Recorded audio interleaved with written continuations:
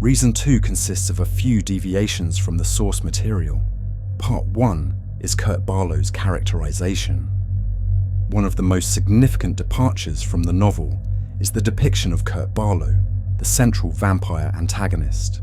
In King's novel, Barlow is a sophisticated, eloquent, and almost charming figure who is very much in the vein of Dracula, a cultured and ancient evil with a sharp intellect. He speaks to his victims and engages in mind games, making him a more complex and traditional vampire villain. In the 1979 miniseries, however, Barlow, played by Reggie Nalder, is presented as a silent, monstrous Nosferatu-like figure with grotesque makeup, a bald head, and rat-like features. This version of Barlow does not speak and is depicted as more of a primal, feral creature than the suave and manipulative villain from the novel.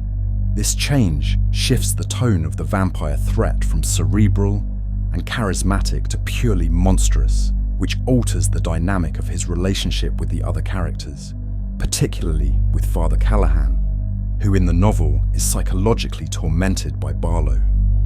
Part 2 is Richard Straker's expanded role. In the novel, Richard Straker is Kurt Barlow's human familiar and serves as a caretaker for Barlow's plans while he remains hidden. While Straker is important, he is more of a secondary villain in the novel. In the 1979 adaptation, however, James Mason's portrayal of Straker is much more prominent and menacing.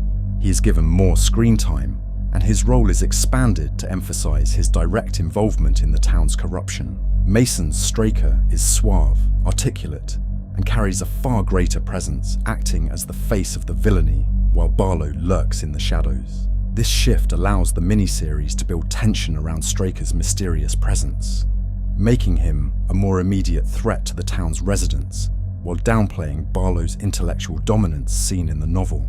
Part 3 is the condensed timeline and pacing. One of the major differences between the miniseries and the novel is the pacing and the scope of the story. King's Salem's Lot is a sprawling, slow-burn novel that carefully builds the town's characters and delves deeply into their backstories, creating a richly detailed portrait of life in a small town. The vampire invasion is gradual, and the novel dedicates a great deal of time to developing the town's sense of normalcy before it is disrupted by evil. The 1979 miniseries, constrained by its runtime, condenses much of this development. While it does retain the slow burn atmosphere, it does not have the same depth of character development, and many of the novel's subplots and minor characters are either trimmed down or omitted entirely. For example, the storylines of characters like the alcoholic schoolteacher Matt, who plays a key role in the novel, and several townspeople are significantly reduced or cut.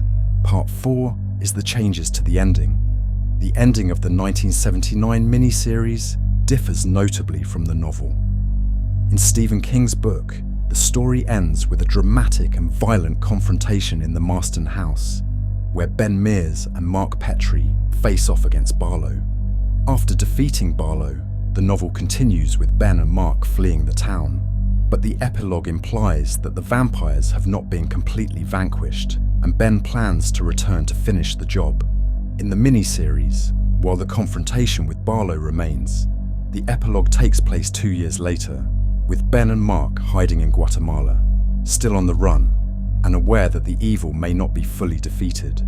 This more direct continuation of the battle against evil gives the miniseries a slightly more ambiguous and open-ended conclusion compared to the novel, which left the final outcome more uncertain. Part 5 consists of the visual representations of horror. In Stephen King's novel, much of the horror is psychological and atmospheric, relying on the reader's imagination to conjure images of the vampires and the terror they bring. The miniseries, being a visual medium, naturally had to depict this horror on screen. Hooper uses practical effects, makeup, and set design to bring the novel's supernatural elements to life, with the most iconic visual being the floating vampires scratching at windows. However, some of the novel's more complex horror is harder to fully capture on screen, resulting in certain psychological elements being less prominent in the adaptation.